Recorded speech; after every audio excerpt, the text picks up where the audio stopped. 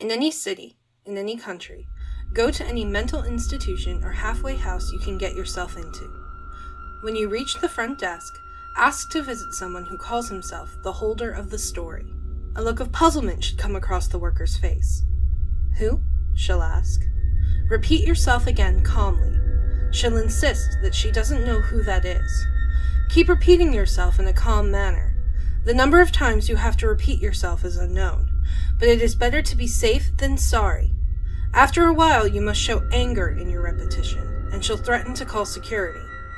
When this happens, cease your repetition and walk away, and go back home immediately. When you go to sleep that night, you will have a vivid dream. The dream differs from person to person. If you don't have a dream, then God help you, for you will spend an eternity in a dreamless limbo and you will not awaken. If you do awaken, then they now know your purpose and have found you. Now you must go to the nearest library you can get yourself into. The time you do so does not matter. You can even wait years to do this, or never at all.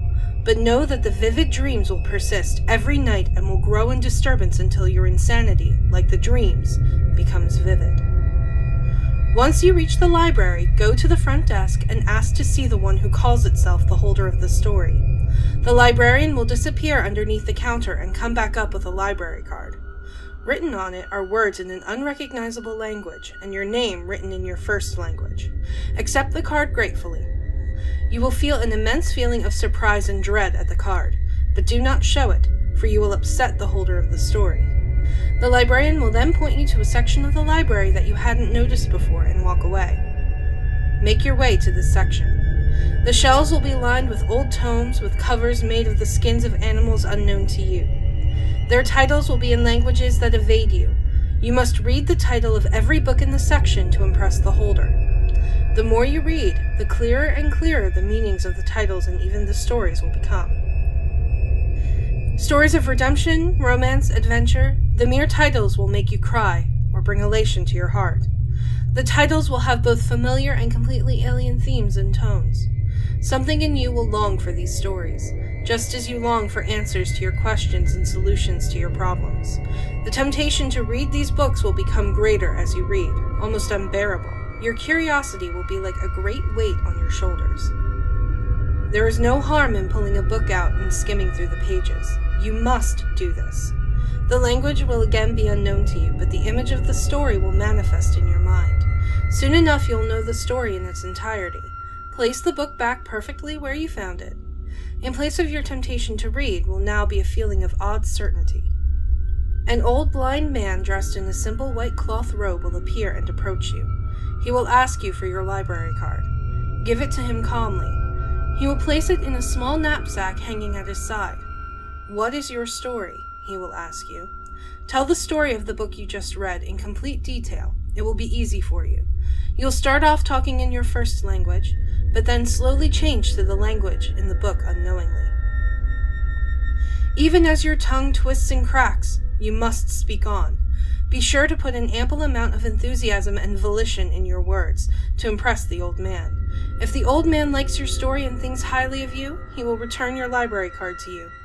If not, then be thankful your mouth is too dry to be able to scream at what will become of you. You'll notice that your name is no longer on the card. In its place is the last word of the story you read and told. Now you must return back to your home immediately and sleep. If you don't immediately, then God help you the next time you finally decide to. Your path has been chosen. You have attracted them. You now can neither scream in any instance nor beg for yourself or any cause. The dreams will stay vivid. Or if you waited for a time and the dreams had turned grotesque, they will return to said vivid state. When you are ready again, head to the next nearest library. But know again that the longer you wait, more and more grotesque the dreams will become. When you go to the next library and reach the front desk, ask to see the holder of the story again. This librarian will disappear under the desk as well and will come back with another library card. Again, words written in an indiscernible language will be on it, and your name in your first language as well. Accept the card gratefully, and again, hide your surprise and dread with the utmost care, for those feelings will be even stronger. The librarian will point to a section of the library that you hadn't seen on your way in, and will walk away without a word. Make your way to this section, and you will notice that it is also lined with old tomes with covers and animal skins you've never seen before. There are titles in languages you still don't understand. You again must read the title of every book in the section, and again their titles and meanings will become clear to you. The same stories of redemption, romance, and adventure, albeit with different plots and tones. Their themes familiar and alien. You will again cry at these tales and feel elation in your heart. The same longing feeling will arise in you again, and the need for your answers to be answered and your problems to be solved. The temptation to read these stories will be even more unbearable, the weight of your curiosity even heavier. But you must continue to read the titles no matter how great the feelings. Do not read or pick up any book this time. Woe to you if you do. After all the titles have been read, an old blind man in the same simple white cloth robe will appear. He will ask you again for your library card. Hastily give it to him, for his patience is now thin.